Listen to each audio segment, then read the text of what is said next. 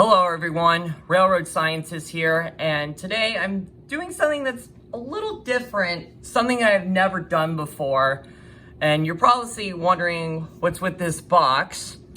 Well, that is because I recently got an order from trainworld.com as something special just arrived today. As I'm unboxing it.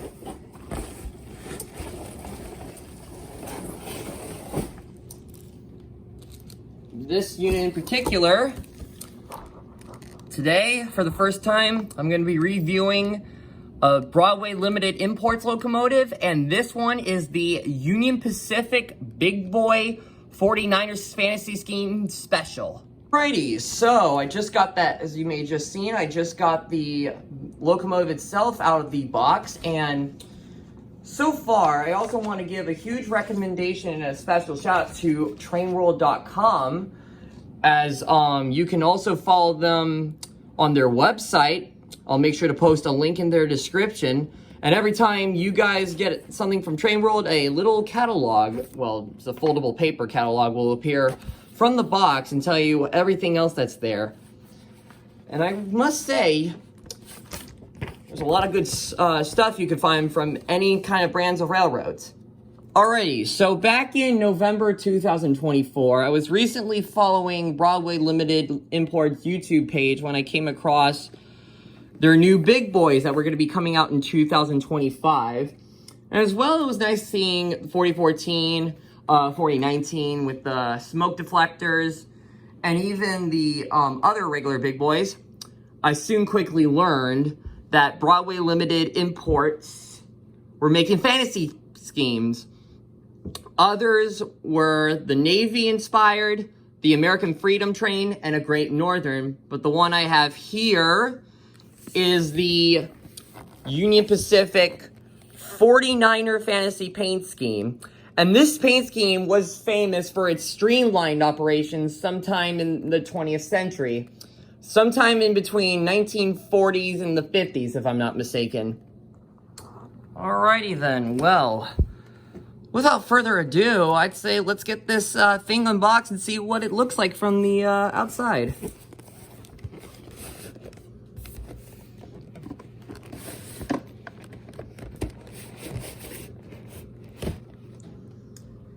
And look at and voila. Isn't this a pretty? Sideways a bit, since it's going to be a little tricky getting it out while you're sitting down.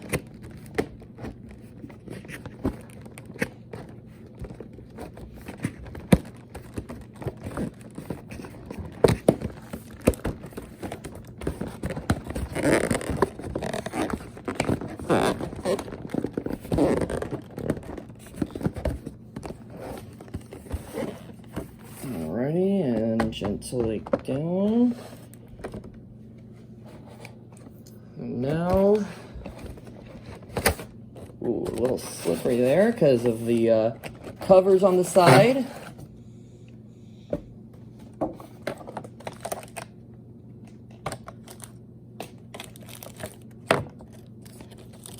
We also got a little smoke deflector, some kind of smoke thing that goes on top of the smokestack of this locomotive, and we got also extra coupling parts. We also got special fluids when you're putting smoke in, and yeah.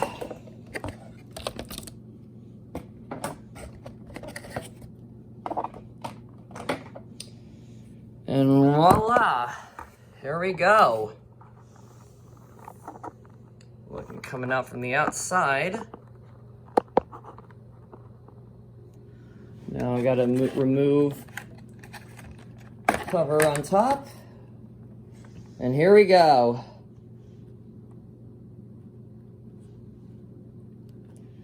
And well, what a beauty. Look at this. The Union Pacific Big Boy 49er Scheme Fantasy Paint.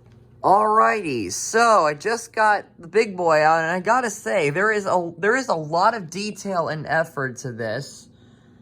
As you can see here, this locomotive is also equipped with smoke deflectors on the side, which is also known as elephant ears. And this is also a coal burner unit. As you can see, the coal's in here. And I must say, BLI did an outstanding job on this because of how I like the outlining of the paint scheme itself. The details well modeled. And even on the front and back trucks and the driving wheels on this, you can see little red lines that are on the side of the wheels. And I must say, BLI did a fabulous job on this. And I definitely love how BLI installed its regular features, like how you put the number plate on top of this and the headlight, and even special side barriers on the side of where the front trucks are.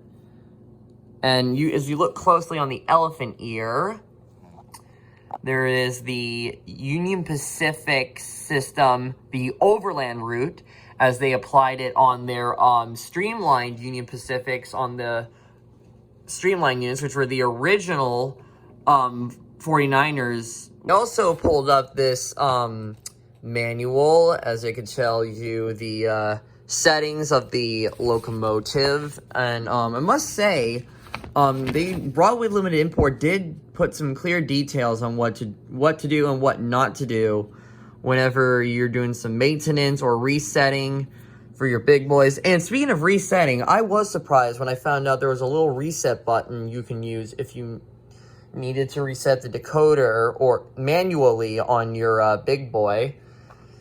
And there's also the parts list you have if you need to remove or fix a part on your BLI big boy locomotive. Alrighty, well, without further ado, we're gonna see if I can weigh this locomotive, and I know it's gonna be a little tricky because of the wiring hooked up between the locomotive and tender, but I'm not in the mood on unhooking it, because sometimes when you're unplugging a tender from the locomotive itself, it can possibly cause damage to the wiring. So I'm gonna just handheld it, and we'll see.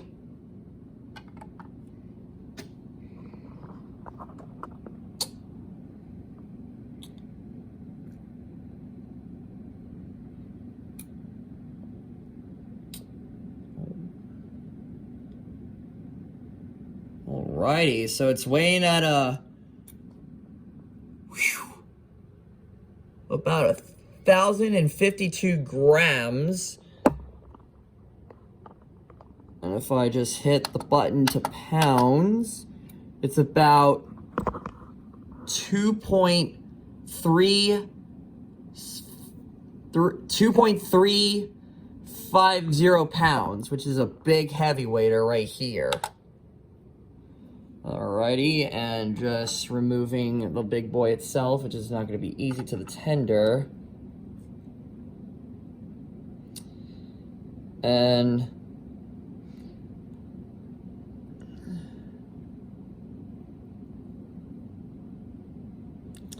the tender itself weighs about 417 grams. And I'm going to just remove it back and not decide to push the button, because since you have to carry the locomotive with two hands, carrying with one hand is kind of not in my books, so I'm not going to risk pushing the button while holding the big boy and breaking it in, something I'm not going to do, so I'll have to use a calculator to determine what it is. Alrighty, so I just did the math.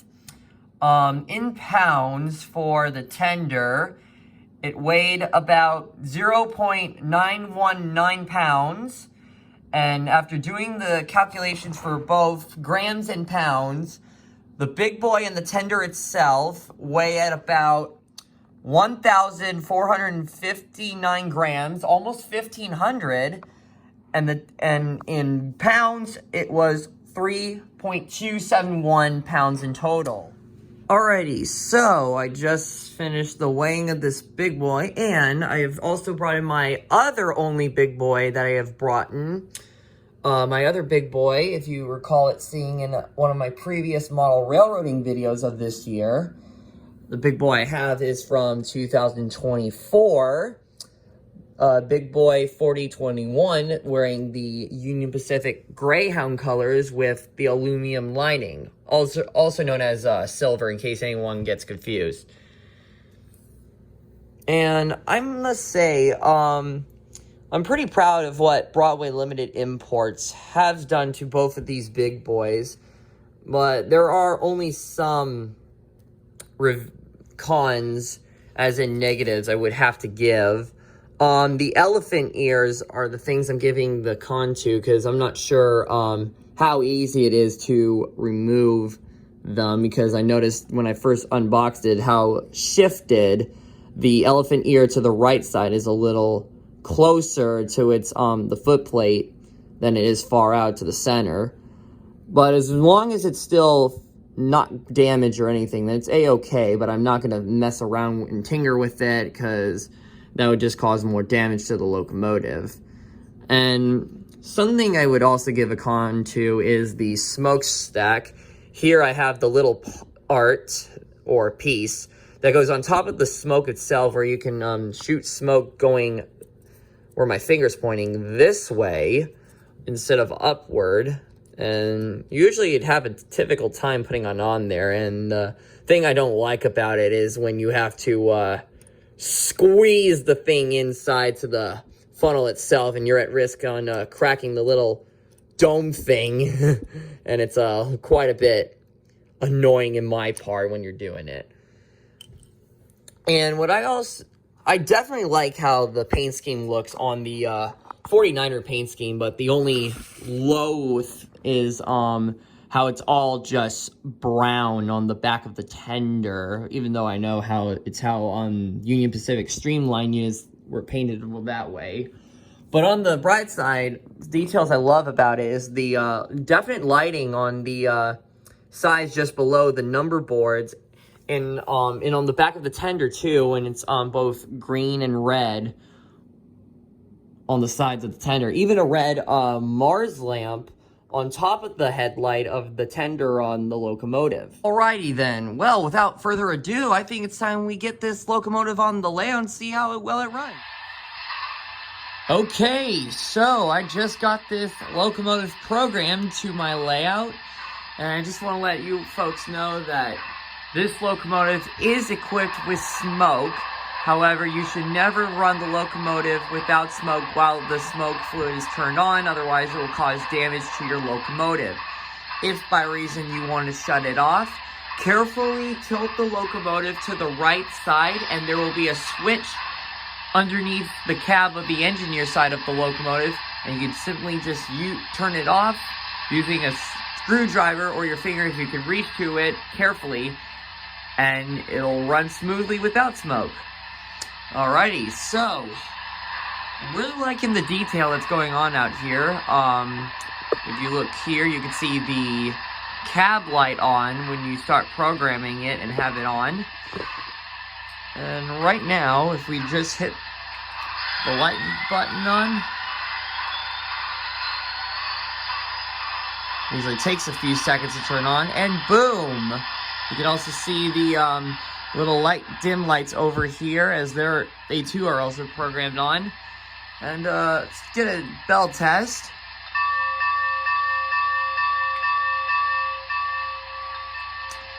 Alrighty, and let's hear with the whistle.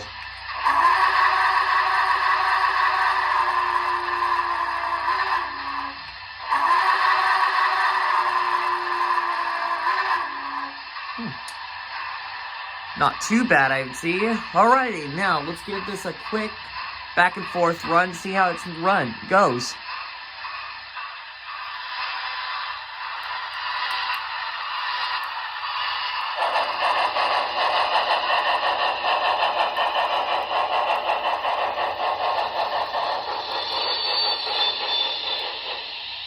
Alrighty, so I just hit the locomotive for the reverse run, and you can see right here the little red and green LEDs on the side are on.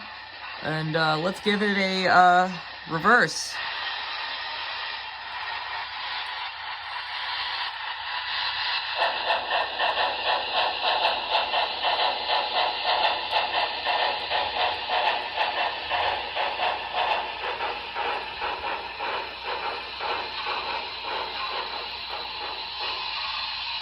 Alrighty, great. Alrighty, since we now see how smoothly this big boy can run back and forth, I'd say we can do a test run around the layout and see how well it works.